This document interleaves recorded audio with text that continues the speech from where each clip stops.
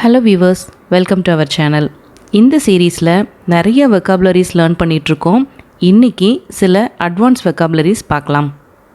First one, abdicate.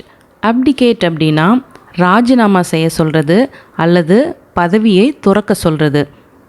எல்லாருக்கும் தெரிஞ்ச English வேர்டில் சொல்லணும் அப்படின்னா ரிசைன் பண்ண சொல்கிறது. அதை தான் அப்டிகேட் அப்படின்னு சொல்லுவோம். எக்ஸாம்பிள் சொல்லணும் அப்படின்னா he was forced to abdicate. he was forced to abdicate அப்படின்னா அவர் பதவி விலகச் சொல்லி கட்டாயப்படுத்தப்பட்டார். he was forced அப்படின்னா அவர் கட்டாயப்படுத்தப்பட்டார். to abdicate அப்படின்னா ராஜினாமா பண்ண சொல்லி அல்லது பதவியை விட்டு விலகச் சொல்லி அவர் கட்டாயப்படுத்தப்பட்டார். இன்னொரு எக்ஸாம்பிள் சொல்லணும் அப்படின்னா he agreed to abdicate. he agreed to abdicate அப்படின்னா அவர் பதவி விலக ஒப்புக்கொண்டார். ஸோ அப்டிகேட் அப்படின்னா பதவி விலகிறது அல்லது ராஜினாமா செய்கிறது. இப்போது இந்த சென்டென்ஸை எப்படி சொல்கிறதுன்னு பார்க்கலாம். அந்த வயதான ராஜா சிம்மாசனத்தை விட்டு விலக முடிவெடுத்தார். அந்த வயதான ராஜா சிம்மாசனத்தை விட்டு விலக முடிவெடுத்தார். இதை எப்படி சொல்லலாம்? தி old king decided to abdicate the throne. The old king decided to abdicate the throne. The old king decided அப்படின்னா அந்த வயதான மன்னர் முடிவெடுத்தார். எதுக்கு? to abdicate the throne. to abdicate the throne அப்படின்னா சிம்மாசனத்தை விட்டு விலகிறதுக்கு. ஸோ abdicate அப்படின்னா பதவியை விட்டு விலகிறது அல்லது ராஜினாமா செய்கிறது. Next one, baffle. baffle அப்படின்னா குழப்பமடைய செய்கிறது. இங்கிலீஷில் இதுக்கு ஈக்குவலண்ட்டான வேர்ட் சொல்லணும் அப்படின்னா கன்ஃபியூஸ். கன்ஃபியூஸ்ன்றது நார்மலாக இருக்கும். கொஞ்சம் அட்வான்ஸாக தெரிஞ்சுக்கணும் அப்படின்னா பேஃபில் அல்லது பெர்ப்ளெக்ஸ் அப்படின்னு சொல்லலாம். இப்போது எக்ஸாம்பிள் பார்க்கலாம். His reply baffle me. His reply baffle me அப்படின்னா அவனோட பதில் என்னை குழப்பமடைய செஞ்சிச்சு. அதாவது அவன் பதில் என்ன குழப்பிருச்சு அப்படின்னு சொல்லுவோம்ல, அதை தான் ஹிஸ் ரிப்ளை பேஃபில் மீ அப்படின்னு சொல்லுவோம். இன்னொரு எக்ஸாம்பிள் சொல்லணும் அப்படின்னா I was completely baffled by his strange behaviour. I was completely baffled by his strange behaviour அப்படின்னா அவனோட புதுவித நடவடிக்கையினால் நான் குழம்பி போயிட்டேன். ஸ்ட்ரேஞ்ச் அப்படின்னா புதுசாக வர்றவங்கள ஸ்ட்ரேஞ்சர் அப்படின்னு சொல்லுவோம்ல. ஸ்ட்ரேஞ்ச் அப்படின்னா நமக்கு பழக்கம் இல்லாத அல்லது நமக்கு பரிச்சயம் இல்லாத அப்படின்னு மீனிங். ஸோ ஸ்ட்ரேஞ்ச் பிஹேவியர் அப்படின்னா ஒரு வித்தியாசமான நடவடிக்கை அல்ல ஒரு புதுவிதமான நடவடிக்கை. ஐ வாஸ் கம்ப்ளீட்லி பேஃபில்ட் அப்படின்னா நான் முழுசாக குழம்பி போயிட்டேன். எதனால்? பை ஹிஸ் ஸ்ட்ரேஞ்ச் பிஹேவியர், அவனோட வித்தியாசமான நடவடிக்கையினால். இப்போது இந்த சென்டென்ஸை எப்படி சொல்கிறதுன்னு பார்க்கலாம். அந்த படத்தின் கிளைமேக்ஸ் என்னை குழப்பியது. அதாவது படம்லாம் நல்லா தான் இருந்தது, அந்த கிளைமேக்ஸ் தான் என்னை குழப்பிருச்சு. இது எப்படி சொல்கிறது? That movie's climax baffle me. That movie's climax baffle me அப்படின்னா அந்த படத்தோட கிளைமேக்ஸ் என்னை குழப்பிருச்சு. ஸோ பேஃபில் அப்படின்னா குழப்பமடைய செய்கிறது. Next one, அபேஸ்.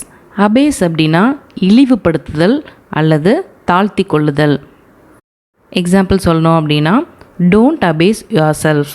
Don't abase yourself அப்படின்னா ஒன்றை நீயே தாழ்த்தி கொள்ளாதே, அதாவது ஒன்றை நீயே இழிவுபடுத்திக்காத.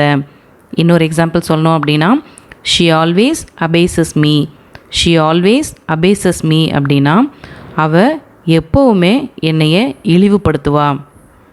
ஸோ அபேஸ் அப்படின்னா இழிவுபடுத்துறது அல்லது தாழ்த்தி கொள்ளுதல். அபேஸ்க்கு ஈக்குவலண்ட்டான இங்கிலீஷ் வேர்ட் சொல்லணும் அப்படின்னா ஹுமிலியேட். ஹுமிலியேட் அப்படின்னாலும் அடுத்தவங்கள அவமானப்படுத்துறது அல்லது இழிவுபடுத்துறது, சேம் மீனிங் தான். இப்போது இந்த சென்டென்ஸை எப்படி சொல்கிறதுன்னு பார்க்கலாம். என்னால் ஆங்கிலத்தில் பேச முடியாததால் நண்பர்கள் என்னை அவமானப்படுத்தினர். அதாவது இங்கிலீஷில் என்னால் பேச முடியாததால் என் ஃப்ரெண்ட்ஸ் என்னைய அவமானப்படுத்தினாங்க. இதை எப்படி சொல்லலாம்? As I couldn't speak in English, my friends abased me. As I couldn't speak in English, my friends abased me. Next one, condemn. condemn அப்படின்னா கண்டனம் செய்கிறது அல்லது வன்மையாக கண்டிக்கிறது அப்படின்னு கூட சொல்லலாம். ஸோ condemn அப்படின்னா கண்டனம் செய்கிறது. எக்ஸாம்பிள் சொல்லணும் அப்படின்னா we all condemn cruelty to children. we all condemn cruelty to children அப்படின்னா குழந்தைகளுக்கு நடக்கிற கொடுமையை நாங்கள் எல்லாரும் வன்மையாக கண்டிக்கிறோம். cruelty to children அப்படின்னா குழந்தைகள் மீதான கொடுமை அல்லது குழந்தைகளுக்கு நடக்கிற கொடுமை. இன்னொரு எக்ஸாம்பிள் சொல்லணும் அப்படின்னா most people condemn any sort of violence. most people condemn any sort of violence அப்படின்னா எந்த விதமான வன்முறையையும் பெரும்பாலான மக்கள் வன்மையாக கண்டிக்கிறாங்க. வயலன்ஸ் அப்படின்னா வன்முறை, எனி சார்ட் ஆஃப் வயலன்ஸ் அப்படின்னா எந்த விதமான வன்முறையாக இருந்தாலும், கண்டம் அப்படின்னா கண்டனம் தெரிவிக்கிறது அல்லது கண்டிக்கிறது. இப்போது இந்த சென்டென்ஸை எப்படி சொல்கிறதுன்னு பார்க்கலாம். சிலர் அவரை புகழ்கிறார்கள், மற்றவர்கள் அவரை கண்டிக்கிறார்கள். அல்லது சில பேர் அவரை புகழ்கிறாங்க, சில பேர் அவரை கண்டனம் தெரிவிக்கிறாங்க. இதை எப்படி சொல்லலாம்? Some praise him whereas others condemn him. Some praise him whereas others condemn him அப்படின்னா சிலர் அவரை புகழ்கிறாங்க, சிலர் அவரை கண்டிக்கிறாங்க. Next one falsify. ஃபால்சிஃபை அப்படின்னா பொய்யாக்கு அப்படின்னு அர்த்தம். எக்ஸாம்பிள் பார்த்தா கிளியராக புரியும். They falsified the horoscope to get the match. They falsified the horoscope to get the match அப்படின்னா பொருத்தம் கிடைக்கிறதுக்காக அவங்க ஜாதகத்தை பொய்யாக்கிட்டாங்க. இன்னொரு எக்ஸாம்பிள் சொல்லணும் அப்படின்னா they falsified the data to get the school admission. They falsified the data to get the school admission அப்படின்னா ஸ்கூலில் admission கிடைக்கிறதுக்காக அவங்க டேட்டாவை பொய்யாக்கிட்டாங்க. ஸோ ஃபால்சிஃபை அப்படின்னா தப்பான இன்ஃபர்மேஷன் கொடுக்கறது மூலமாக ஒரு விஷயத்தை பொய்யாக்குறது. இப்போது இந்த சென்டென்ஸை எப்படி சொல்கிறதுன்னு பார்க்கலாம். சாட்சியங்களை பொய்யாக்க அவர்கள் ஒரு சாட்சியை கண்டுபிடித்தனர். சாட்சியங்களை பொய்யாக்க அவர்கள் ஒரு சாட்சியை கண்டுபிடித்தனர். இதை எப்படி சொல்லலாம்? They found an eyewitness to falsify the evidence. They found an eyewitness to falsify the evidence. Eyewitness அப்படின்னா சாட்சி.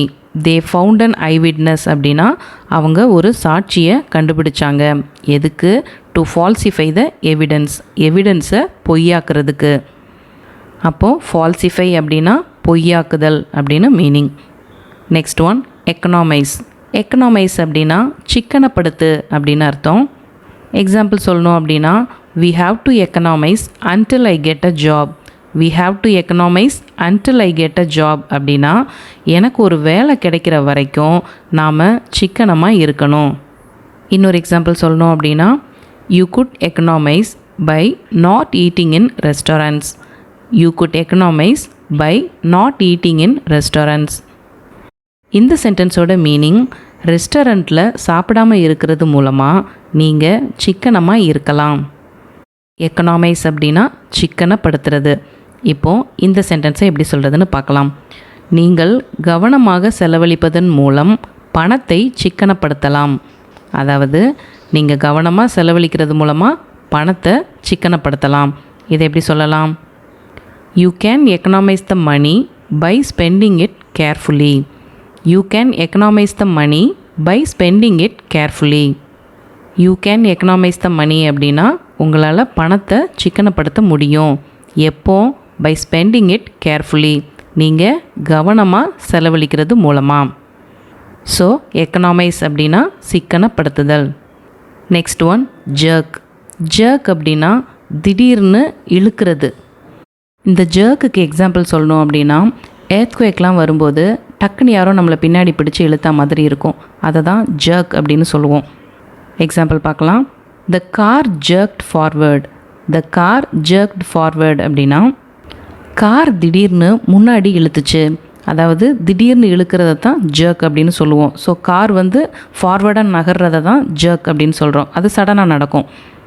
இன்னொரு எக்ஸாம்பிள் சொல்லணும் அப்படின்னா the train stopped with a jerk. The train stopped with a jerk அப்படின்னா ட்ரெயின் நிற்கும்போது அப்படியே முன்னாடி போயிட்டு இப்படி பின்னாடி வருவோம்ல, அதை தான் ஜர்க் அப்படின்னு சொல்லுவோம். அப்போ the train stopped with a jerk அப்படின்னா ஒரு ஜெர்க்கோட ட்ரெயின் நின்றுச்சு. இப்போது இந்த சென்டென்ஸை எப்படி சொல்கிறதுன்னு பார்க்கலாம். அவன் பதற்றத்துடன் எழுந்தான். இங்கே பதற்றம் அப்படின்றது ஜர்க். அப்போ இதை எப்படி சொல்லலாம்? he woke up with a jerk. he woke up with a jerk அப்படின்னா தூக்கத்திலிருந்து அப்படியே திடுக்குன்னு எந்திக்கிறது, அதை தான் ஜர்க் அப்படின்னு சொல்லுவோம். Next one ஜில்ட். ஜில்ட் அப்படின்னா காதலனுக்கு ஆசை காட்டி பின் கைவிடு. அதாவது லவ்வர்ஸ் இருப்பாங்க. ஏதோ ஒரு ரீசனுக்காக பிரேக்கப் ஆயிரும். அதுலேயும் எஸ்பெஷலி ஒரு பொண்ணு வந்து நோ சொன்னால் அல்ல அந்த பொண்ணு பிரேக்கப் பண்ணுச்சு அப்படின்னா அதை தான் ஜில்ட் அப்படிம்பாங்க. எக்ஸாம்பிள் பார்க்கலாம். She jilted him for her parents. She jilted him for her parents அப்படின்னா அவங்களோட பெற்றோர்களுக்காக அவனை கைவிட்டா. இன்னொரு எக்ஸாம்பிள் சொல்லணும் அப்படின்னா he was jilted by his fiancee. He was jilted by his fiancee அப்படின்னா அவனோட வருங்கால மனைவியால் அவன் கைவிடப்பட்டான். ஸோ ஜில்ட் அப்படின்னா கைவிடுறது. இப்போது இந்த சென்டென்ஸை எப்படி சொல்கிறதுன்னு பார்க்கலாம். அவளால் கைவிடப்பட்ட காதலனால் அவள் கொல்லப்பட்டாள். அவளால் கைவிடப்பட்ட காதலனால் அவள் கொல்லப்பட்டாள். இதை எப்படி சொல்லலாம்? She was killed by her jilted lover. She was killed by her jilted lover. இங்கே ஜில்டட் லவ்வர் அப்படின்னா கைவிடப்பட்ட காதலன். அப்கமிங் வீடியோஸில் இதே மாதிரி நிறைய வெக்காபுலரிஸ் இன்னும் லேர்ன் பண்ணலாம். இந்த வீடியோ பிடிச்சிருந்தால் லைக் பண்ணுங்கள். சேனலை சப்ஸ்கிரைப் பண்ணாதவங்க சப்ஸ்கிரைப் பண்ணுங்கள். கூடவே அந்த பெல் ஐக்கானையும் கிளிக் பண்ணுங்கள். நெக்ஸ்ட் வீடியோவில் மீட் பண்ணுறேன். பை.